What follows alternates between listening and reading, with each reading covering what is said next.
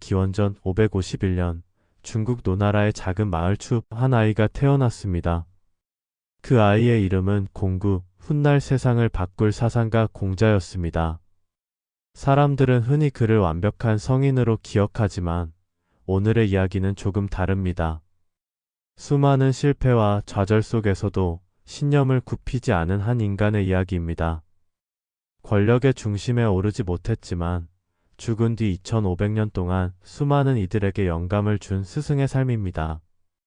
공자의 아버지 숭량을은 노나라의 하급 무사였습니다. 전쟁터에서 활약했지만 늦은 나이에 아들을 얻지 못했습니다. 66세의 숭량을은 안씨 집안의 어린 딸 안징제와 결혼했습니다. 나이 차는 무려 50살이 넘었고 정식 혼례도 아닌 사실혼이었습니다. 공자가 3살이 되던 해 아버지는 세상을 떠났습니다. 어머니 안징제는 홀로 어린 공자를 데리고 가난하게 살아야 했습니다. 사람들은 그를 야합의 아들이라 조롱했습니다. 그러나 어린 공자는 그런 시선 속에서도 제사놀이를 하며 예법을 익히고 세상의 질서를 고민했습니다. 그는 이미 남다른 아이였습니다. 15살 공자는 스스로 공부의 길을 걷기 시작했습니다. 스승도 재산도 지원도 없었습니다. 그는 걸어서 마을 어른들을 찾아가 예법을 배우고 책이 있다면 어디든 빌려 읽었습니다. 배움의 기쁨이 곧 삶의 힘이었습니다. 나는 15살에 학문의 뜻을 두었다. 훗날 그가 제자들에게 남긴 이 말은 자신의 청년 시절을 그대로 담은 고백이었습니다. 공자가 17살이 되던 해 어머니가 세상을 떠났습니다. 그는 아버지와 어머니를 합장하고 싶었지만 아버지의 무덤조차 알지 못했습니다. 눈물로 무덤을 찾아 헤매다 겨우 묘소를 찾았고 그 앞에서 3년상을 지냈습니다. 당시로서는 파격적으로 긴 상례였습니다. 19세의 공자는 송나라 출신 여인과 혼인했습니다. 생활은 여전히 어려웠습니다. 그는 창고 관리인, 목장 관리인으로 일했습니다. 그러나 어디서든 자신에게 주어진 일에 최선을 다했습니다. 창고를 맡았을 때는 출납이 정확했고 목장을 맡았을 때는 가축이 살찌게 했다. 공자는 이처럼 성실함으로 인정받기 시작했습니다. 그의 집에는 점차 배우고자 하는 사람들이 찾아왔습니다. 30세가 되자 이미 그는 노나라에서 학문과 예법의 대가로 알려졌습니다. 그의 교육 철학은 혁명적이었습니다. 가르침에는 차별이 없다. 신분이나 부에 관계없이 누구나 배울 수 있다는 신념이었습니다. 수업료는 단지 말린 고기 한 묶음이면 충분했습니다. 그것은 교육의 문을 세상 모두에게 연 상징적인 선언이었습니다. 거칠지만 열정적인 제자 자로, 총명하고 인품이 뛰어난 제자 안회. 그들이 공자의 곁을 지키며 사상의 씨앗이 싹트기 시작했습니다. 공자의 학문은 점차 사람을 변화시켰습니다. 그가 추구한 것은 단순한 지식이 아닌 인간의 도리였습니다. 배우고 익히면 또한 기쁘지 아니한가. 배움은 그에게 단순한 수단이 아니라 삶의 태도였습니다. 35세의 공자는 제나라로 잠시 망명했다가 노나라로 돌아왔습니다. 이때부터 그는 정치에 관심을 두었습니다. 세상은 혼란했고 부패한 권력자들이 나라를 흔들고 있었습니다. 공자는 믿었습니다. 덕으로 다스리는 정치 예와인의 질서가 세상을 바로잡을 수 있다고 말입니다. 하지만 세상은 그에게 냉정했습니다. 권력과 이익이 모든 것을 결정짓는 시대, 그의 말은 이상론으로 들렸습니다. 그러나 그는 포기하지 않았습니다. 기원전 501년 공자는 마침내 중도제라는 작은 지역의 행정관으로 임명되었습니다. 그는 이곳에서 자신의 이상을 현실로 증명해 보였습니다. 불과 1년 만에 마을의 범죄가 사라졌습니다. 백성들은 서로를 존중했고 길에 떨어진 물건을 줍지 않았습니다. 공정한 법 집행과 백성에 대한 사랑, 그리고 스스로 모범이 되는 태도? 사람들은 그를 신뢰했고 나라 전체가 주목했습니다. 노나라 전공은 그를 사궁으로 곧 대사구로 승진시켰습니다. 그는 국가의 중심부로 들어갔습니다. 대사구로서의 공자는 다시 한번 세상을 놀라게 했습니다. 노나라와 제나라가 협곡에서 회맹, 즉 정상회담을 하던 날, 제나라는 노나라를 위협하려 무장병을 보내 위협적인 춤을 추게 했습니다. 모두가 당황했지만 공자는 앞으로 나아가 외쳤습니다. 두 나라의 군주가 우호적으로 만나는 자리에서 무기를 들다니 이는 예에 어긋나는 일입니다. 그의 당당함에 제나라의 왕은 오히려 당황했고 결국 노나라에 빼앗은 땅을 돌려주었습니다. 무력이 아닌 도덕과 예로 이룬 첫 외교 승리였습니다. 그러나 그의 이상은 오래가지 못했습니다. 그는 노나라의 사만시 가문 권력을 약화시키려 개혁을 시도했으나 실패했습니다. 제나라의 유혹과 내부의 배신으로 모든 계획은 무너졌습니다. 결국 그는 이렇게 말했습니다. 도가 행해지지 않으니 뗏목을 타고 바다로 나가고 싶다.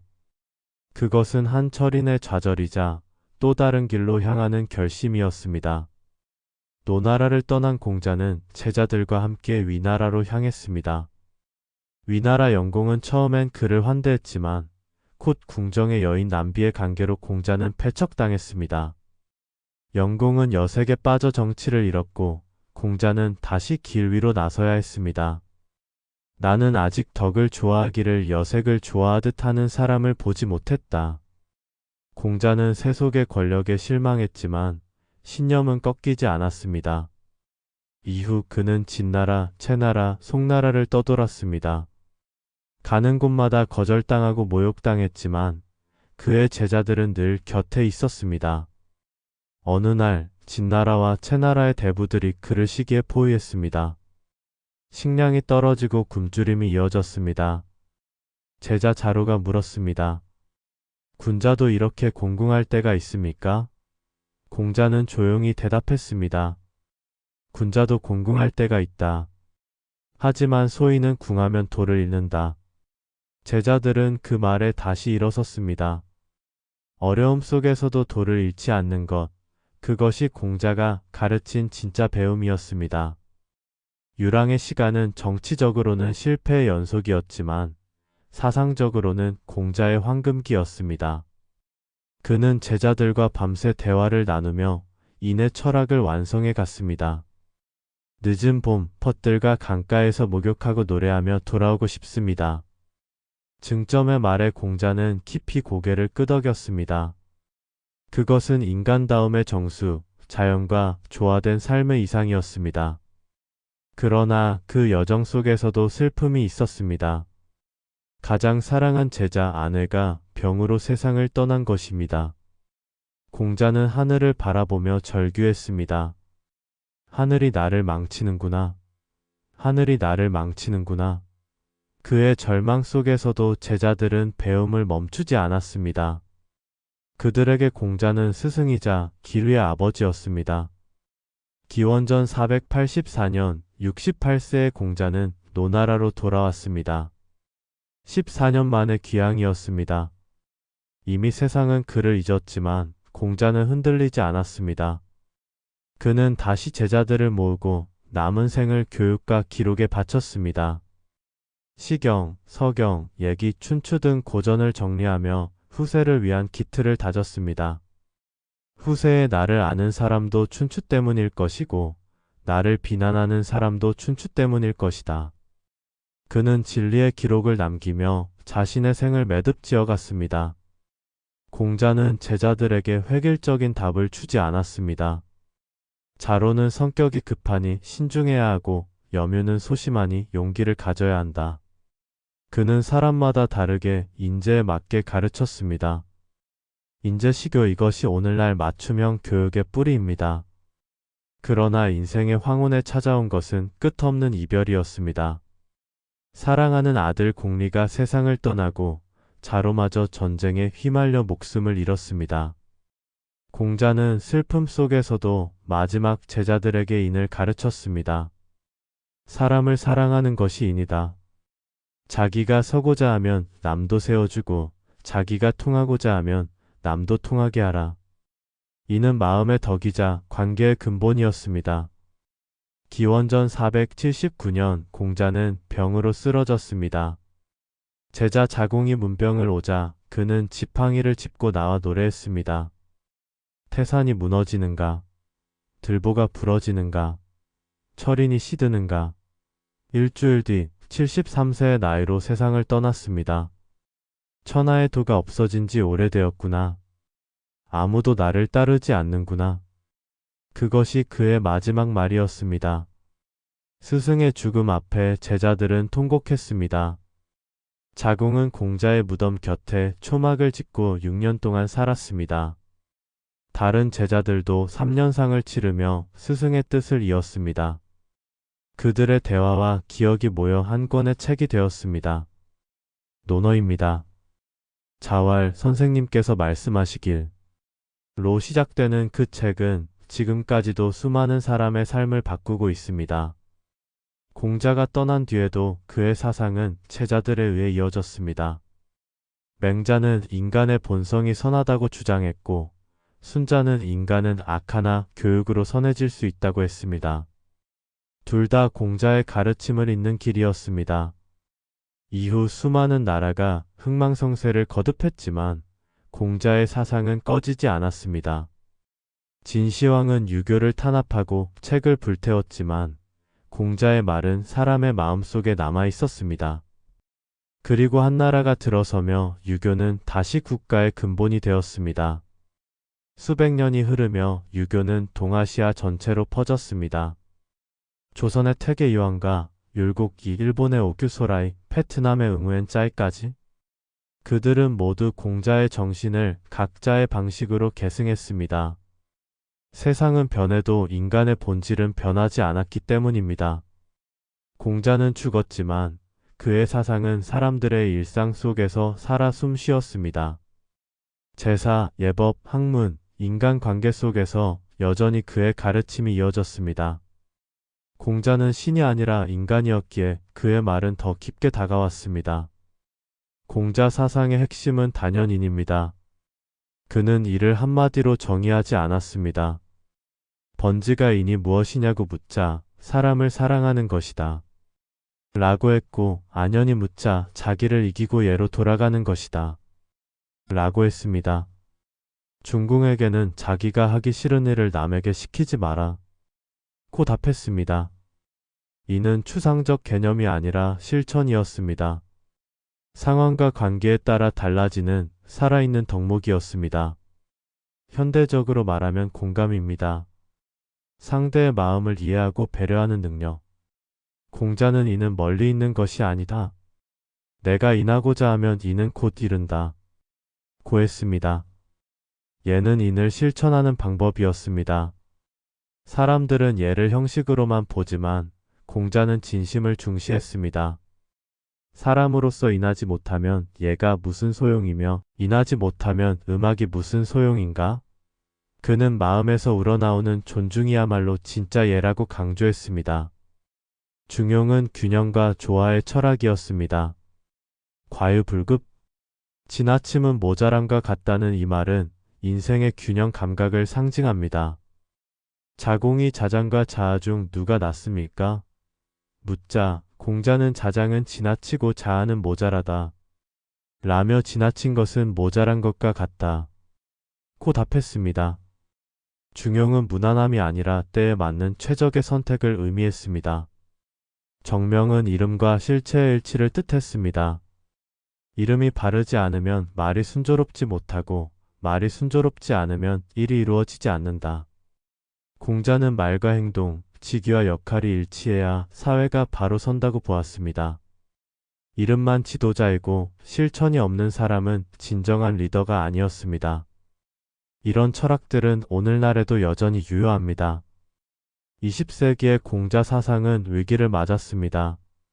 신문화 운동 때 사람들은 공가점을 타도하라고 외쳤고 문화 대혁명 시기에는 홍위병들이 공자 사당을 부쉈습니다.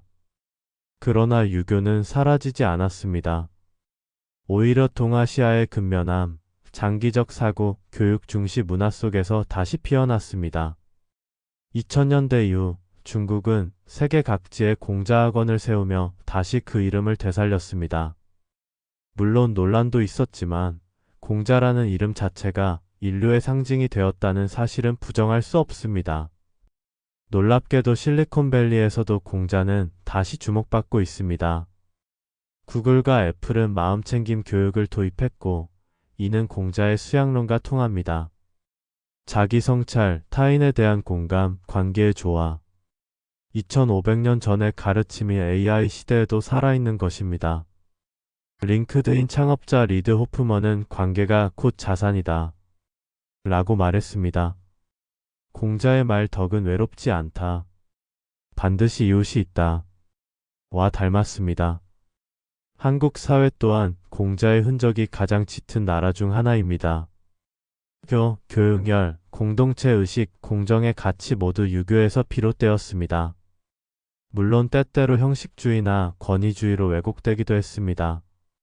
그러나 공자는 본래 치우침 없는 균형을 말했습니다. 편당을 짓지 않고 치우치지 않는다. 능력주의 속에서도 약자를 배려하고 경쟁 속에서도 조화를 추구하는 것. 그것이 공자가 말한 정의였습니다. 공자는 자주 오해받았습니다. 여자와 소인은 다루기 어렵다. 는 말도 그 중 하나입니다. 하지만 그는 궁정의 간신들과 음모를 일삼던 여인 남비를 지적한 것이지 모든 여성을 비하한 것이 아니었습니다. 실제로 공자는 딸의 교육을 중요하게 여겼고 여성에 대한 존중을 말했습니다. 효에 대해서도 그는 복종이 아닌 간언을 강조했습니다. 부모를 섬기되 은미하게 간언하라. 뜻이 받아들여지지 않더라도 궁경하되 거스르지 말고 수고로워도 원망하지 마라. 그는 효를 대화와 존중의 관계로 보았습니다. 공자는 가난을 미워하지도 않았습니다. 부귀를 원하는 것은 사람의 당연한 욕구다. 라고 했습니다. 다만 부정한 부귀는 뜬구름 같다. 고 했습니다. 그는 돈이 아니라 도를 즐기는 삶, 즉 안빛낙도를 가르쳤습니다. 논어에는 오늘날에도 통하는 명언이 가득합니다. 하기 시습지 불령여로 배우고 때때로 익히면 또한 기쁘지 아니한가. 배움은 의무가 아니라 즐거움이라는 뜻입니다. 세 사람이 길을 가면 반드시 나의 스승이 있다. 는 말은 열린 마음의 상징입니다. 자기가 서고 싶으면 남을 세워주라. 는 말은 2500년 전의 윈인 철학입니다. 작은 이익을 보면 큰 일을 이루지 못한다. 는 말은 단기적 욕심보다 장기적 신뢰를 보라는 조언입니다. 정치는 바르게 하는 것이다. 그대가 바름으로써 이끌면 누가 감히 바르지 않겠는가? 그는 리더의 본질이 권력이 아니라 모범임을 강조했습니다. 공자는 또한 백성이 믿지 않으면 나라가 서지 못한다. 고 했습니다. 신뢰가 조직과 사회의 기초라는 통찰이었습니다. 먼저 수고하고 나중에 얻는다. 는 섬기는 리더십, 즉 서번트 리더십의 원조이기도 합니다. 현대인들에게 공자가 주는 첫 번째 메시지는 속도보다 방향입니다. 욕속즉부달. 빨리 가려 하면 도달하지 못한다는 뜻입니다. 그는 기술보다 가치관을, 지식보다 태도를 중시했습니다. 관계에 대해서는 벗이 먼 곳에서 찾아오니 또한 즐겁지 아니한가. 라 했습니다. SNS 시대에 단절된 인간관계 속에서도 진정한 교류의 가치를 일깨워줍니다. 일상의 수행도 강조했습니다. 거처는 공손하게, 일은 공경하게, 사람을 대할 때는 충실하게. 특별할 것 없는 일상의 태도 속에 수양의 본질이 있다고 믿었습니다. 부모의 나이를 알고 기뻐하면서도 두려워하라는 말처럼 섬세한 감정이 인의 출발점이라고 봤습니다. 공자의 삶은 정치적으로는 실패였지만 교육자로서는 위대한 성공이었습니다. 그는 권력을 얻지 못했기에 타협하지 않았고 그 순수함이 그의 가르침을 영원하게 만들었습니다. 공자는 철학서를 남기지 않았습니다. 논어는 제자들의 기록일 뿐입니다. 그러나 그 단편적 말들이 세월을 거슬러 생명력을 얻었습니다. 완성되지 않았기에 시대마다 새롭게 해석될 수 있었습니다. 맹자, 순자, 추자, 왕양명, 정약용 수많은 사상가들이 각자의 시대에 공자를 다시 썼습니다. 만약 공자가 오늘을 본다면 이렇게 말했을 것입니다. 기계가 아무리 발전해도 인간다움을 잃지 마라. 다름을 인정하되 조화를 추구하라. 이익을 보거든 을을 생각하라. 멀리 있는 친구보다 가까운 이웃을 먼저 돌아보라. 공자는 완벽을 요구하지 않았습니다. 나는 성인이 되기는커녕 배우기를 싫어하지 않고 남을 가르치기를 게을리하지 않을 뿐이다. 그가 우리에게 전하고자 한 것은 단 하나였습니다. 끊임없이 배우고 성찰하고 실천하라는 것입니다. 아침에 도를 들으면 저녁에 죽어도 좋다. 는 말은 죽음의 이야기가 아니라 진리를 향한 간절함의 고백입니다. 2500년 전 노나라의 작은 마을에서 태어난 한 남자. 실패와 조롱 속에서도 포기하지 않았던 한 인간. 제자들과 함께 웃고 울며 인간다움을 고민했던 한 스승. 그는 신이 아니라 인간이었기에 더 위대했습니다. 공자는 오늘도 우리에게 묻습니다. 당신은 어떻게 살 것인가? 당신에게 인간다움이란 무엇인가? 당신은 무엇을 위해 배우는가? 우리가 이 질문에 답하려 노력하는 한 공자는 여전히 우리 곁에 있을 것입니다. 온고지신 옛것을 익히고 새것을 안다. 과거의 지혜를 통해 현재를 살고 미래를 준비하라. 이것이 공자가 2500년을 넘어 우리에게 남긴 마지막 선물입니다.